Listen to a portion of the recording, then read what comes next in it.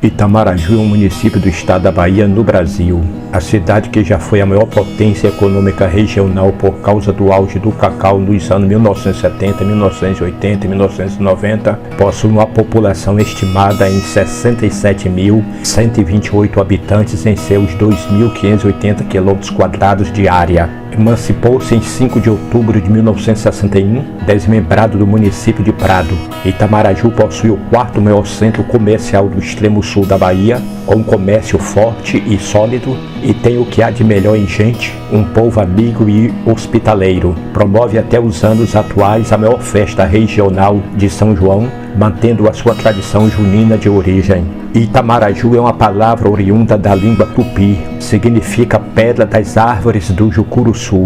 O nome de Itamaraju foi criado pelo pioneiro do cacau Moisés Santo Almeida, considerado por muitos da região como um poeta alegórico, pelo qual a cidade ganhou a significação da palavra formada pela junção das seguintes sílabas: Ita, que na linguagem indígena significa pedra, simbolizada pedra cartão postal da cidade, Pedra do Monte Pescoço; Mara, significando uma região montanhosa simbolizada pela Pedra do Monte Pescoço e de matas representadas por suas galhas de árvores que se debruçam nas margens do rio Jucuruçu; Ju, primeira sílaba do rio que corta inteiramente o município de Jucuruçu, que também é termo indígena, numa alegoria poética dos Tupiniquins e Pataxós. Em 22 de abril de 1500, a frota portuguesa de Pedro Álvares Cabral avistou o Monte Pascoal, no atual município de Prado. Itamaraju é um pedaço destas terras que no passado pertenceu a Prado, através da Lei Estadual número 1.509, de 5 de outubro de 1961, foi obtida a emancipação política, passando o município a chamar-se Itamaraju. A emancipação política administrativa foi idealizada por José Gomes de Almeida e Antônio Fontes Mascarenhas. Em 1860, a região, habitada pelos índios Pataxós, passou a atrair diversos exploradores para atividades de extração de madeira, facilitada pelo acesso pelo rio Jucuruçu, navegável por mais de 50 quilômetros em linha reta, se medidos por terra, paralelamente ao curso do rio, para pequenas embarcações.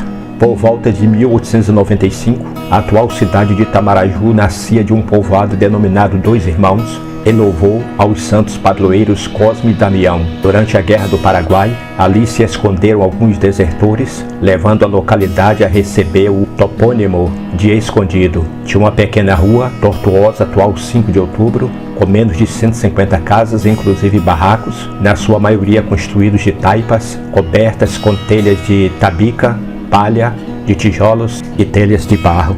Embora fizesse parte do município de Prado, existia uma sociedade particular que o administrava e cobrava aforamento aos seus habitantes. Fazia parte dessa sociedade Virgulino Pereira, Cândido Nascimento, José Guilherme da Rosa, Nestor Camão e outros, quase todos falecidos. A vila de Escondido, que se tornaria Itamaraju mais tarde, impulsionou com a febre do comércio de Jacarandá, alto preço do cacau, onde surgiram novas fazendas, não só de cacau, tendo Arthur Fontes Mascarenhas como o maior incentivador, como também as fazendas de pecuária e muitos emigrantes, destacando-se a família Barros, Demétrio, Rui e Ailton, Joaquim de Almeida, Augusto Carvalho, Valdomiro Borges, José Guedes, João Fontoura e outros, que muito contribuíram para o desenvolvimento e aspecto urbano da vila. O então prefeito José Gomes de Almeida foi a alavanca propulsora desse desenvolvimento, construindo o campo de pouso para pequenos aviões, atual Praça 2 de Julho, abertura de estradas para os povoados do Farol, Pirajá, Futuca, Piragi, Arraial do Almeida, São Paulinho, além dos melhoramentos na estrada Guarani-Rio, Chaí e Prado Itamaraju, com os desvios das ladeiras da atividade para o Tururim e do Ribeirão para mais acima, assim como a limpeza periódica do rio Jucuruçu e a construção de um mercado na atual rua 5 de outubro. Essa série de progresso trouxe ainda na administração do prefeito José Almeida a ideia da emancipação do Escondido, surgindo, portanto, o município de Itamaraju. De acordo com a secretária de Agricultura, Irrigação e Reforma Agrária do Estado da Bahia, em seus relatórios referentes à produção agropecuária nos anos 2007 e 2008, o município apresenta o maior rebanho bovino do estado. é a segunda colocação dentre os maiores produtores de cacau. Confira agora as produções. Abacaxi, 575 toneladas. Banana, 12.772 toneladas. Cacau, 3.026 toneladas. Café, 8.695 toneladas, mandioca 28.600 toneladas, gado 163.714 cabeças de gado.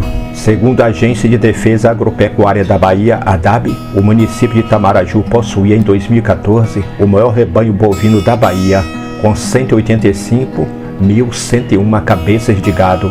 Com costumes típicos de municípios interioranos, Itamaraju tem sua renda direta gerada principalmente pelo setor agrícola e possui um dos maiores rebanhos bovinos da Bahia.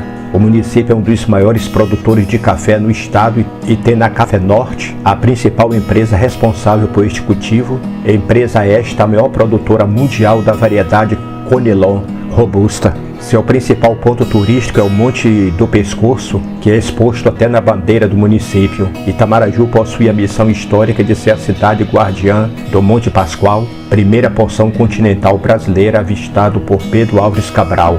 Itamaraju faz parte das famosas Serras Baixas, descritas na Carta de Pero Vaz de Caminha em 1500, por ocasião do descobrimento do Brasil. Era aqui o campo de caça dos índios encontrados por Cabral.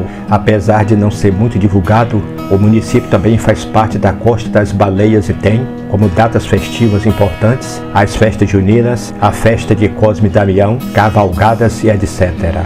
Esses eventos são responsáveis pela geração de emprego e renda nos períodos festivos. No centro da cidade encontram-se algumas praças, como a Praça 2 de Julho e a Praça Castelo Branco, além da Rua dos Trailers, onde existem várias barraquinhas que vendem lanches todos os dias da semana. Para o lazer, Itamaraju tem espaço de eventos, Armazém F, o Clube do Arvo, território maior da cidade, BNB, onde conta com quadras de tênis, piscinas, campos de futebol. A 12 quilômetros da cidade fica uma pequena vila chamada Guarani, pertencente ao município de Prado. Muitas pessoas que lá residem frequentam a cidade de Itamaraju durante o dia, principalmente estudantes. As principais escolas particulares são a Escola Crescer, Escola Fênix, Colégio Presbiteriano 12 de Agosto e o Colégio São João Evangelista, pertencente a uma congregação de freira. Os eventos mais importantes dessas escolas durante o ano são os Jogos Estudantis, competição que simula as Olimpíadas. Itamaraju conta também com o curso de inglês e espanhol CNA. As principais escolas públicas são o Colégio Complexo Integrado de Educação de Itamaraju, CIEI, Colégio Modelo Luiz Eduardo Magalhães e o Colégio Estadual Luiz Eduardo Magalhães, Selém. A cidade cedia a 43ª Companhia Independente de Polícia Militar, unidade da Polícia Militar da Bahia, responsável pelo serviço de segurança pública prestado nas cidades de Itamaraju e Jucuruçu. Essa unidade tem o seu efetivo composto, na sua maioria, por policiais militares filhos da cidade e em breve terá sua sede própria. Em 2008, a cidade teve seu trânsito sinalizado. Foram implantados semáforos e faixas de pedestres, mudança na mão de direção de algumas ruas, recolocação de alguns pontos de ônibus urbanos, entre outros. É o centro da cidade quase que totalmente calçado, com paralelepípedos e blocos de concreto, tendo recebido asfalto em algumas de suas principais ruas. Um dos pesquisadores sobre o município é o poeta e escritor itamarajuense Armando Azevedo, que publicou o livro Itamaraju e o Monte Pascoal no ano de 2009, muito utilizado nas escolas estaduais e nas universidades. O poeta também possui um acervo de fotos antigas sobre a vida de moradores notáveis da cidade. O tupi ou tupi antigo era a língua falada pelos povos tupis que habitavam a maior parte do litoral do Brasil no século XVI. Tupinambás, tupiniquins, caetés, tamoios, potiguaras, terminóis, tabajaras, etc. Foi aprendida pelos colonizadores portugueses que aí aportam, a partir desse século e por intermédio deles e de seus descendentes mestiços, como por exemplo os bandeirantes, se tornou o idioma mais usado não só no litoral, mas em todo o atual território brasileiro durante os séculos XVI e XVII. Itamaraju possui vários documentos que comprovam sua existência, sendo o padre jesuíta José de Anchieta considerado como seu primeiro gramático. Foram os jesuítas que criaram representações representação escrita da língua, qual era, até então exclusivamente oral.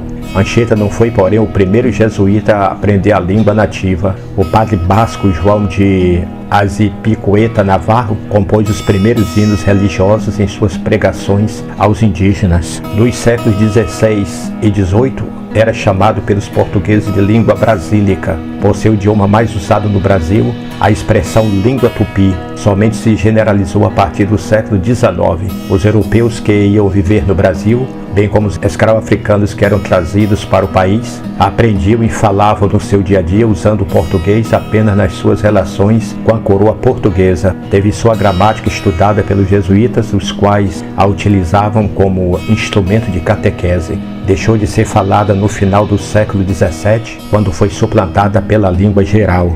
Com a proibição da língua pelo Marquês de Pombal em 1758, o tupi deixou de ser a língua mais falada no Brasil, sendo substituída pelo português. Sua descendente paulista, a língua geral paulista, continuou, no entanto, a ser falada no interior do atual estado de São Paulo e até o início do século XX. E a sua descendente amazônica, o Niegatu, continua a ser falada até hoje no Vale do Rio Negro, na Amazônia. A língua tupi também continua presente no cotidiano dos brasileiros através de nomes tupis que se encontram na geografia brasileira e nas denominações de vários animais e plantas nativos do Brasil. E geralmente são descrições das coisas que se referem, envolvendo uma explicação inteira. Cada palavra pode ser uma verdadeira frase. Decifrar o significado das palavras requer muitas vezes uma visita ao local a que se refere o termo. Um exemplo disso é o topônimo Paranapiacaba. Atualmente existem iniciativas isoladas que buscam resgatar o uso da língua tupi antiga por algumas etnias indígenas que usavam essa língua no passado, como os potiguaras da Paraíba e do Rio Grande do Norte e os tupiniquins das aldeias de Caieiras Velhas e Comboios, na cidade de Aracruz, no Espírito Santo. Levantar informações confiáveis sobre a fonologia da língua tupi para uma possível reconstrução fonológica seria uma tarefa difícil ou até mesmo impraticável, não tivesse o tronco tupi e mais especificamente a família tupi-guarani, da qual o tupi faz parte, uma ampla distribuição geográfica. Ponderante a uma reconstrução fonológica já realizada foi o fato de o Negatu, língua que descende do tupi, ser falado ainda hoje na Amazônia. Somando-se a este fato já bastante favorável, não se pode deixar de citar a continuidade do Guarani antigo, língua distinta, mas muito próxima ao tupi, dos atuais Guarani Miabá, Guarani Neadeva, Guarani Queová e Guarani Paraguaio. Sendo tão fortes os pontos favoráveis, tornou-se factível a reconstrução da fonologia tupi. O tupi identifica um conjunto de 31 fonemas, dos quais 12 são vogais, 3 semivogais e 16 consoantes. Característica notória da sua fonologia é, sem dúvida, o seu caráter grutural. Uma outra, os abundantes metaplasmos. Na ortografia tupi, as vogais são A, E, I, O, U. Y são inexistentes na língua portuguesa, intermediária entre o I e o U. É pronunciada dizendo-se U, abrindo seus lábios até chegar à posição em que se pronuncia I. O interesse moderno pela língua tupi teve uma conotação nacionalista brasileira. A língua foi bastante explorada nos movimentos literários do romantismo e do modernismo para a afirmação da identidade cultural do país. Dentro do contexto do nacionalismo da época Vargas, durante as décadas de 1930, 1940, 1950 e 1960, o tupi fez parte do currículo das faculdades de filosofia brasileiras. Em 1954, no governo do presidente brasileiro Café Filho, o tupi foi declarado legalmente matéria obrigatória no currículo das faculdades de letras do país. No entanto, sob a influência do estruturalismo, que por seu caráter histórico, pregava o estudo somente das línguas indígenas contemporâneas, a língua tupi praticamente desapareceu do currículo das faculdades brasileiras a partir da década de 1970, permanecendo apenas em algumas universidades, como a Universidade de São Paulo.